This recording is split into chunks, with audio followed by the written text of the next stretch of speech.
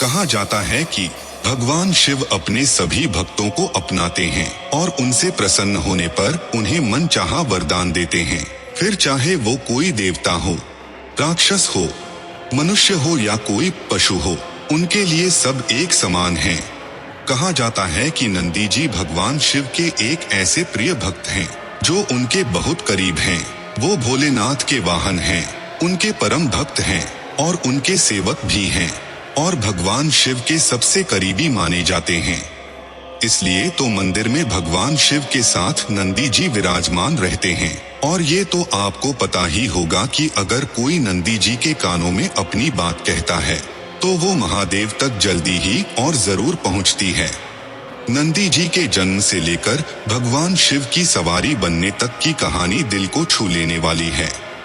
नंदी जी के पिता का नाम शिलाद था और जिस तरह नंदी जी महादेव की भक्ति में सदैव लीन रहते हैं, उसी तरह उनके पिता ऋषि शिलाद भी महादेव के बहुत बड़े भक्त थे और दिन रात बस तपस्या करते रहते थे। ऋषि शिलाद के इस ब्रह्मचर्य को देखकर उनके पूर्वज काफी चिंतित रहते थे, क्योंकि इस तरह तो उनके वंश का नाश हो जाता। और जब ऋषि शिलाद को ये एहसास हुआ तो वे चिंतित हो उठे और बोले कि तपस्या में दिन रात लीन होने के कारण मुझे पता ही नहीं चला कि इस तरह तो मेरे वंश का नाश हो सकता है। शिलाद जी ने कहा कि अब मुझे इस स्थिति से इंद्रदेव ही निकाल सकते हैं और वो इंद्रदेव की तपस्या करने लग गए।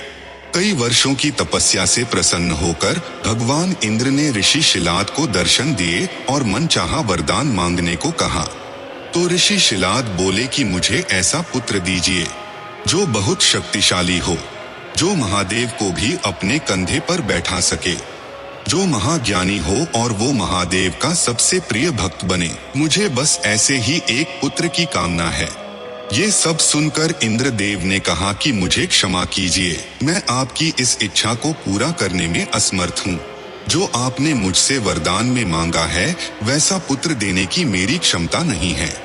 सिर्फ महादेव ही आपकी ये मनोकामना पूरी कर सकते हैं। और इंद्रदेव के कहने पर ऋषि शिलाद महादेव की तपस्या करने लग गए। दिन बीते, महीने बीते और वर्षों बीत गए। उनकी इस कठोर तपस्या को देखकर महादेव बहुत ही प्रसन्न हुए और उन्हें दर्शन दिए।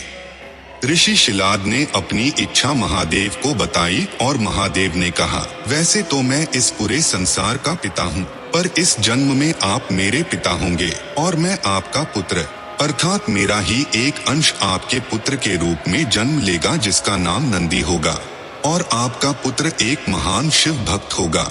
ये सब सुनकर ऋषि शिलाद बहुत ही प्रसन्न हुए। फिर अगले दिन जब ऋषि शिलाद खेत जोत रहे थे तो उन्हें वहाँ एक नवजात शिशु मिला। वे ये सब देखकर बहुत हैरान हुए कि ये क्या हो रहा है, धरती से ये बालक कैसे निकला। उसी समय वहाँ पर एक आकाशवाणी हुई कि ये ही आपका पुत्र नंदी है।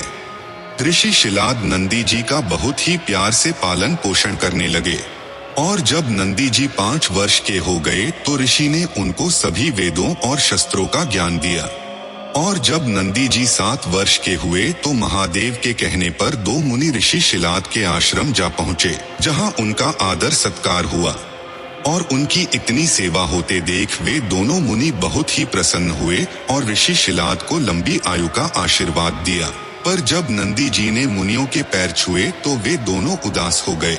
मुनियों को उदास देखकर ऋषि शिलाद ने इसका कारण पूछा तो उन्होंने कहा कि नंदी के पास सिर्फ 1 वर्ष का ही समय बचा है। ये सब सुनकर ऋषि शिलाद बहुत ही दुखी हो गए। उन्हें इस बात पर विश्वास ही नहीं हो रहा था कि जिस पुत्र को पाने के लिए उन्होंने इतना घोर तप किया, उस पुत्र का जीवन बस अब 1 साल ही बचा है। अपने पिता को इतना दुखी पाकर नंदी जी से रहा नहीं गया और उन्होंने अपने पिता से उनके दुखी होने का कारण पूछा। तो ऋषि शिलाद ने उन्हें सारी बात बताई। फिर नंदी जी बोले कि अगर ऐसा है तो मैं महादेव की कठोर तपस्या करूंगा और अपनी तपस्या से उन्हें प्रसन्न करके लंबी उम्र का वरदान मांगूंगा। फिर नंदी जी महादेव की तपस्या करने के लिए निकल गए और वर्षों तक महादेव की कठोर तपस्या करते रहे। नंदी जी की तपस्या से महादेव अत्यंत प्रसन्न हुए और उन्हें दर्शन दिए। अपने सामने स्वयं महादेव को देखकर नंदी जी आश्चर्यचकित रह गए और वो भूल ही गए कि उन्हें अपनी लंबी आयु के लिए वरदान मांगना था। महादेव का तेज और अत्यंत आकर्षित रूप नंदी जी के लिए इतना प्रभावशाली था कि वो बस महादेव को देखते ही रह गए। फिर महादेव ने कहा कि मैं तुम्हारी तपस्या से बहुत प्रसन्न हूँ, बोलो क्या वरदान चाहिए तुम्हें। तो नंदी जी लंबी आयु मांगने के स्थान पर ये बोले कि मैं बस आपकी सेवा करना चाहता हूँ, मुझे जीवन भर आपका साथ चाहिए। नंदी जी के इस भक्ति भाव को देखकर महादेव भावुक हो उठे और उन्होंने कहा कि तुम हमेशा मेरे साथ रहोगे, मैं तुम्हें अपनी सवारी के रूप में स्वीकार करता हूँ, आज से तुम मेरी सवारी के रूप में जाने जाओगे। फिर महादेव ने नंदी जी को बैल का चेहरा दिया और उन्हें अपने वाहन, अपने मित्र और अपने भक्त गणों में सबसे सर्वोत्तम रूप में स्वीकार किया।